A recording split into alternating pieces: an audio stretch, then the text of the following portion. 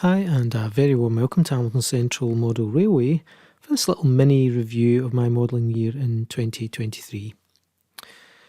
I didn't get a lot done on the layout itself. It was a busy year for other things, getting married among other things.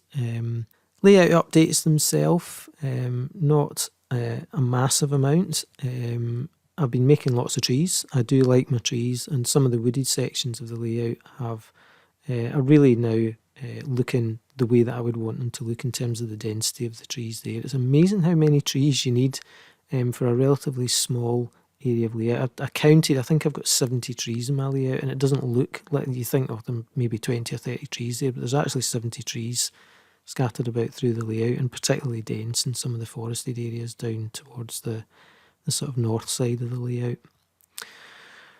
My main street as well, the plan is to build custom buildings for that, but that's really time consuming. I've not really got the time to do that at the moment, so I've been populating the main street with ready to run, so some Bachmann Scenecraft buildings, and also a card kit here of the cinema. The other little bit of detail I've added is that I've added a Sea King from, this is one of the ones from HMS Gannet at Prestwick, and one of these landed at Châtellerault, which is where this area of the layout is built on. And I wasn't sure how this would sit in a model railway, putting a real focal point like that. Does it distract from the actual trains and the rest of it? But it just looks so right sitting in the grass, and I've been really happy. It sits there all the time now. It's just a lovely additional focal point within the layout. Other things really, it's a lot of it's been about rolling stock. I've been really just enjoying running trains pretty well every night because, you know, you've got time for 5 or 10 minutes, you can just stick a train on and run it. But also quite a few weathering projects as well on rolling stock. I've been making good use of my trusty old airbrush, my trusty old Revel airbrush, weathering up particularly wagons and some additional locomotives. I'm learning all the time about improving my technique, and some of the ones that I've done lately I've been really happy with. And really the modelling year started in February when I took a day off and went to Model Rail Scotland, and I had a great day out looking at the layouts and having a look at some of the trade stands and things. When I got back from Model Rail, I saw that Hattons were advertising their Genesis coaches in GNR teak livery. Now I thought these had been sold out on pre-order and that they weren't due in until June, so I was quite surprised to see they had some in stock, and I snapped up a little packet of them, and I've just been blown away by these little models. And I don't model really pre-grouping locomotives, so really quite a surprise as to just how much I enjoy these little models. The teak finish on them is just exquisite, the lighting's nice, the internal detailing, and more than anything else, they really look great running around my little layout. It's one of the things with having a small layout, is it certainly suits smaller rolling stock, and I've got a couple of locomotives that really suit these gorgeous little coaches. They really are one of these models that come along that you think, that really is something a bit different and a bit special, so I'm really glad I managed to pick up a set of them.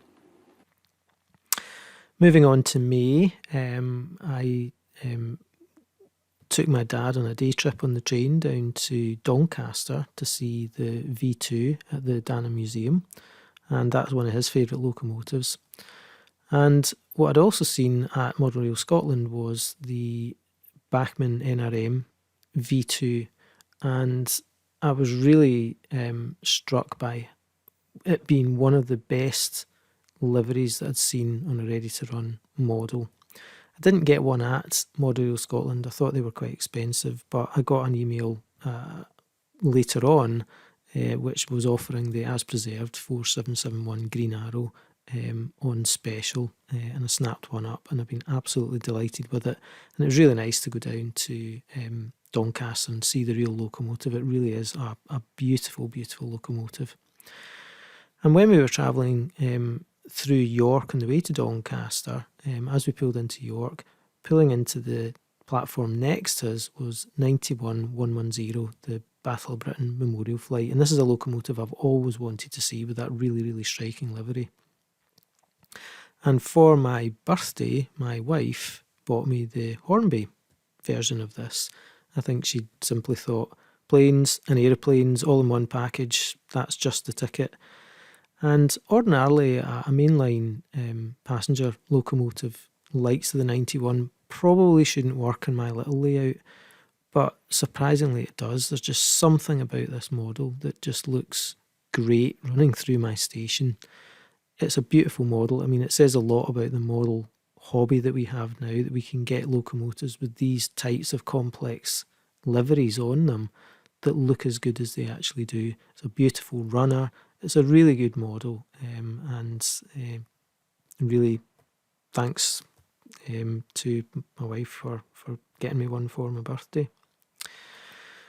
When we came back from Doncaster, we got off at York and had a wonderful day at the National Railway Museum right next to the station, and saw a wealth of famous locomotives: Mallard, Duchess Hamilton, Evening Star, which for me probably was the highlight of the museum. The Evening Star, seeing it up close, the sheer size of the thing when you're standing next to it, it's just an absolutely enormous locomotive. And so much to see at it, a really nice cafe. And when we were in the cafe, my dad, as he is, playing on his phone, he says, "Oh, Hattons have got a sale on." And first item in the sale was a Dapol Class 68031, which is Felix. And that was the locomotive that was sitting at York when we went back to get a train home.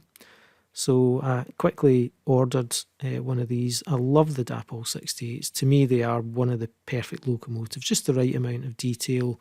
They're solid, reliable, good runners, and well priced as well. And I picked this model up for just over £100, and obviously it's got a really, it's a beautiful memento of the day, of that really nice day out. And a couple of trips up to Aviemore. Nice to see the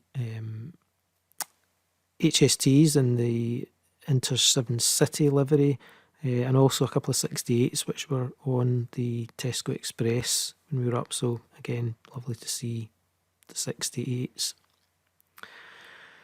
We also, myself and my dad, went up to Aviemore to ride in the Flying Scotsman, and had a lovely weekend up there, following the Flying Scotsman around, and also then taking a trip behind Flying Scotsman up the Strathspey Railway, which is a really beautiful preserved railway and a beautiful part of the country.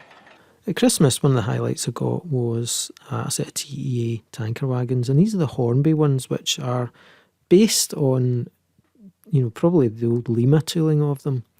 And I've seen pictures of them. I thought they were maybe a little bit toy-like, but really I can't afford to go out and buy a rake of 7 or 8 of these tanker wagons of the super detail variety, maybe like the Cavalex, which are £50 a go, and also they're very, very difficult to get hold of. And when I saw these coming into stock, I was like, oh, that looks like worth a go.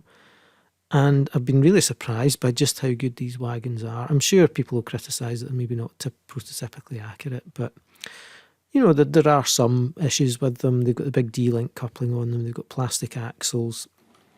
But the actual models themselves, when they're running around the layout, again, these are models that when they're actually on the layout and running, they really look right. And particularly for running with some of my Class 60s or 56s or some of the big freight modern locomotives, and they look like the kind of traffic that should go through Hamilton Central if we actually got any kind of freight locomotives going through there. I think that the livery application on it, the labelling, they seem to have really upgraded these models, and I've been delighted with them. They've been running them a lot since I got them, really, really enjoying them. That's the update. Hopefully we'll continue to try and upload videos a little bit more regular than I did last year. And once again, thanks very much for watching.